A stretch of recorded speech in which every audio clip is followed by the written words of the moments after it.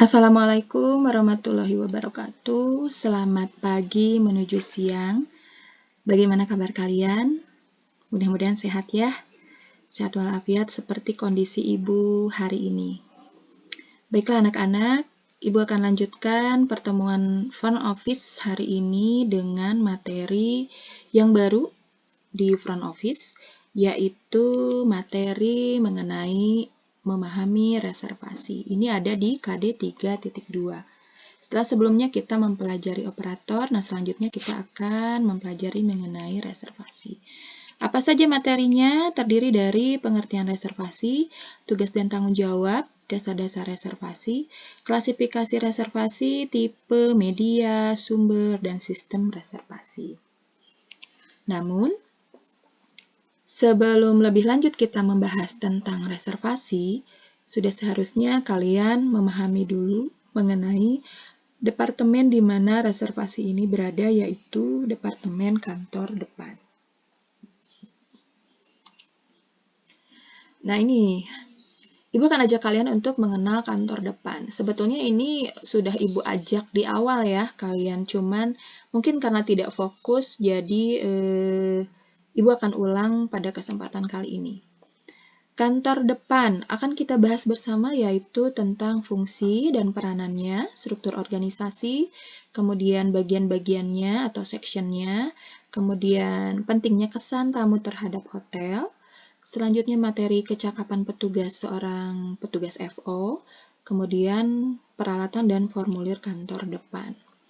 Nah, berkenaan dengan fungsi dan peranan kantor depan, Ibu tayangkan di situ ada tujuan, fungsi, ada peranan. Nah, tujuan dari kantor depan ini ada 1, 2, 3, 4. Yang pertama, meningkatkan tingkat hunian kamar serta pendapatan hotel dari tahun ke tahun.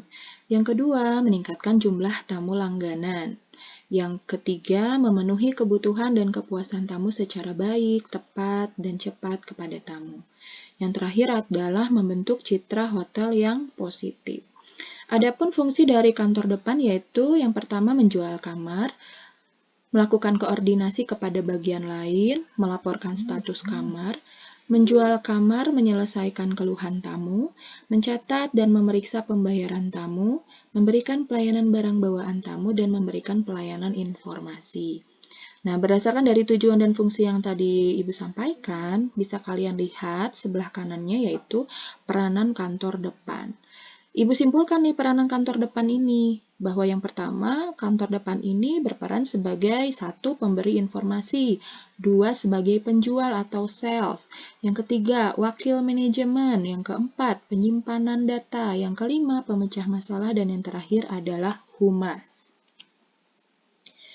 Kemudian pentingnya kesan tamu. Kok penting ya kesan tamu itu? Nah, sebagaimana kalian tahu bahwa hotel ini sebagai industri yang memberikan pelayanan dan sangat mengharapkan tamu-tamunya akan kembali lagi setelah menginap sehingga menjadi pelanggan. Untuk itu, hotel harus dapat memberikan kesan yang baik bagi tamu.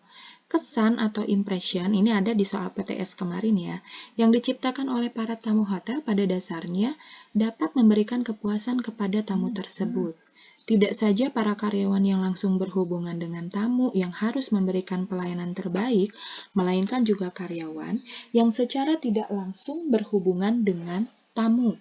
Nah, langsung atau tidak langsung ya, juga harus memberikan pelayanan yang sama. Nah, bisa kalian perhatikan di sini ada kesan tamu. Kesan tamu ini ada kesan pertama, kesan akhir. Kesan pertama itu kapan sih? Ketika tamu mencari informasi kepada kita melalui operator telepon, kemudian ketika tamu melakukan pemesanan melalui bagian reservation, dan ketika tamu datang untuk melakukan menginap. Ini akan diterima oleh dari pihak depan, dari concierge, kemudian ke reception, lalu oleh bellboy diantar ke dalam kamar. Kemudian selama proses tamu ini tinggal. Itu adalah kesan pertama. Nah, kesan akhirnya apa? Kesan akhirnya yaitu pada saat tamu itu melakukan check out berdasarkan berbagai prosesnya. Prosesnya seperti apa sih? Proses yang dilakukan oleh seorang bellboy pada saat membawakan barang bawaan tamu keluar kamar. kemudian memberikan layanan yang baik pada saat tamu membutuhkan hal-hal yang lain yang berhubungan dengan pada saat tamu itu check out. Nah, ini adalah kesan tamu yang sangat penting yang ingin dibangun oleh seorang dan semua petugas hotel. Dengan harapan apa? Dengan harapan bahwa tamu ini akan datang kembali lagi menginap di hotel kita dan menjadi pelanggan tetap. Itu pentingnya kesan tamu. Nah, selanjutnya struktur organisasi. Tadi Ibu sebutkan ada reception, ada concierge, ada bellboy. Nah, itu ada di struktur organisasi front office. Ini ada struktur organisasi hotel yang Ibu yakin pada saat pembelajaran industri perhotelan kalian sudah diberikan informasi terlebih dahulu oleh guru kalian. Nah, yang perlu kalian perhatikan di sini sesuai dengan bahasan kita adalah room division. Room division ini terdiri dari 2 departemen yang dinaunginya, yaitu housekeeping dan front office. Nah, front office ini yang akan kita bahas ya. Nah, struktur organisasi front office dalam departemen tentu harus ada struktur organisasi lagi. Struktur organisasinya terdiri dari beberapa seksi. Ada reservation, ada GSA dengan receptionnya, front office, telepon operator, dan concierge. Nah, bagian pertama yang akan kita bahas yaitu mengenai reservation. Bagian ini bertanggung jawab atas penanganan pemesanan kamar yang masuk dan mencatat permintaan khusus, seperti pencatatan data pada formulir reservasi, memberikan konfirmasi dan mengarsip data reservasi. Kemudian ada GSA bertanggung jawab atas penanganan penerimaan tamu check-in atau check-out. Kemudian nanti ada bagian reception atau front desk. Nah, bagian reception ini merupakan bagian dari GSA yang tugasnya melayani tamu check-in dan check-out, menjual kamar, mengetahui seluruh aktivitas yang sedang berlangsung di hotel, mengetahui informasi terbaru, membuat persiapan kedatangan tamu, memperbaharui status kamar, menangani tamu pindah kamar, dan menyelesaikan keluhan tamu. Selanjutnya, front office cashier. Ini ada posisinya itu ada di bagian depan. Nah, tugas utamanya adalah menjual kamar, menangani informasi, melaporkan status kamar, mencatat pembayaran rekening tamu, menyelesaikan pembayaran tamu. Selanjutnya ini udah kita pelajari kemarin-kemarin ya. Tanggung jawabnya sama besarnya, yaitu melakukan penanganan sambungan telepon, baik masuk ataupun keluar. Kemudian layanan penjemputan dan pengantaran tamu. Ini kerjasamanya dengan pihak concierge, memberikan pelayanan dalam penanganan barang bawaan tamu check-in dan check-out, ataupun kamar pindah. Kemudian layanan penjemputan dan pengantaran dari dan ke stasiun atau bandara. Layanan penyampaian pesanan tamu dan tugas-tugas lain yang berkaitan dengan layanan tamu.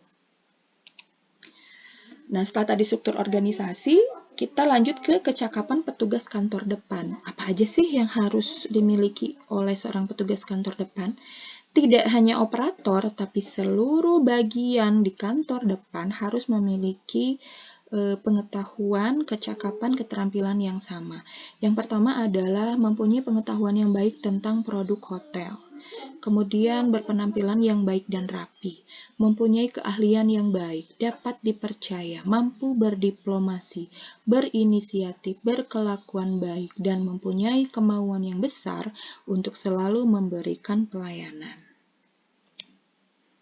Nah, kita akan bahas mengenai pengetahuan yang baik tentang produk hotel anu kumaha eta teh seperti apa.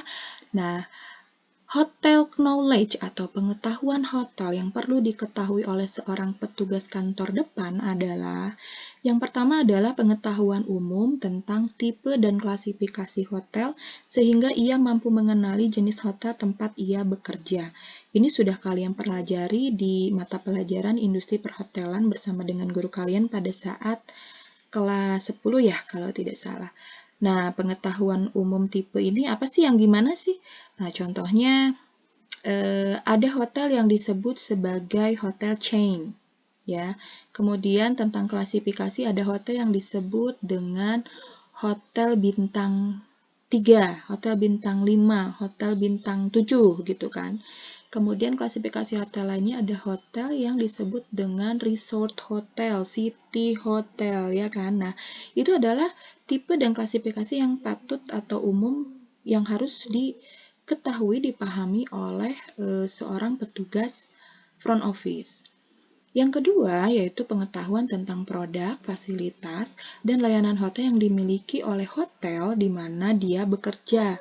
Contohnya jenis-jenis kamarnya, deluxe room kah, atau room-room yang khusus seperti intercontinental room, atau family, atau lain-lain yang kalau misalkan ada beberapa hotel yang punya jenis-jenis room yang sangat karakteristik gitu ya, misalkan kayak Presiden Room, Garuda Room, dan lain sebagainya. Nah, kalian harus paham mengenai jenis-jenis room dan fasilitas yang ada di dalamnya.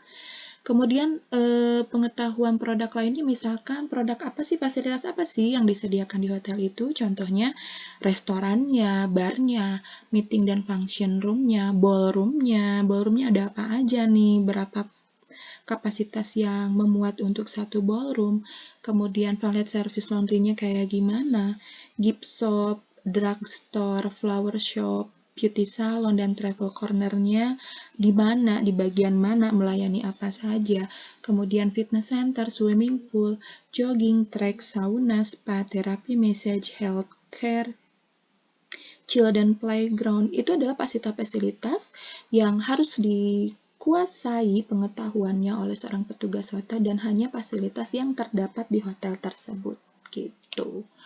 Nah, kemudian kecakapan lain apa sih yang harus dimiliki?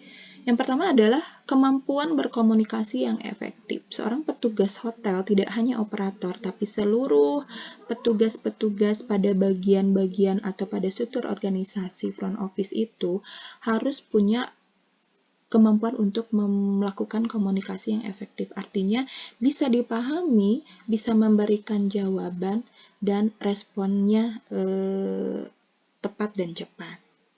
Selanjutnya, kecakapan lain apa lagi sih yang harus dimiliki dan dikuasai? Ini sudah kita pelajari bersama, terangkum di dalam 7C, yaitu caring, commit, confident, considerate, control, kreatif, dan contagious. Nah, 7C masih ingat kan ya? Nah, sebetulnya masih ada materi satu lagi ya mengenai peralatan dan formulir front office. Nah, itu akan kita pelajari berdasarkan dengan bidang-bidang yang ada dalam struktur organisasi. Nah, selanjutnya materinya adalah reservasi. Ini akan kita pelajari pada pertemuan kita selanjutnya, karena pertemuan ini sangat singkat. Ibu tutup dulu untuk materi. Jika kalian ada yang ingin ditanyakan, silakan kalian isi kolom tanggapan, dan insya Allah jika cepat dan waktu masih ada, Ibu akan menjawab. Terima kasih untuk perhatiannya. Silakan memberikan komentar. Assalamualaikum warahmatullahi wabarakatuh.